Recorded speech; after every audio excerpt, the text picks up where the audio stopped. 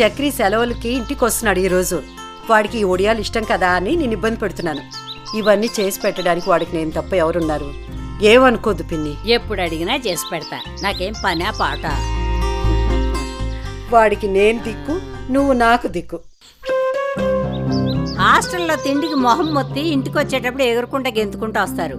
మీవాడేంటి తలకాయ ఎలాడేసుకొస్తున్నాడు? పెద్దమ్మా, మా వాడు అదృష్టవంతుడు.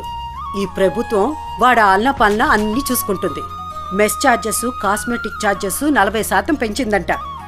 మా వాడు ఇప్పుడు ఖర్చులకి ₹1 కూడా నన్ను అడగట్లేదు. అయ్యగారికి బానే జరుగుతుందిగా. అవునే, కడుపు నిండా మంచి భోజనం, ముందు కంటే ఎక్కువ కాస్మెటిక్ ఛార్జీలు, మంచి హాస్టల్ వసతులతో సూపర్ గా చదువుకుంటున్నా. ఇప్పుడు కాంగ్రెస్ గవర్నమెంట్ చల్లగా ఉండాలి. మీ చదువులన్నీ పూర్తయి పెద్ద ఉద్యోగస్తులైందాకా కాంగ్రెస్ గవర్నమెంటే ఉండాలని కోరుకుంటున్నా. నిరుపేద పిల్లల చదువులకి అభయహస్తం మన ఇందిరమ్మ కాంగ్రెస్ ప్రభుత్వ లక్ష్యం.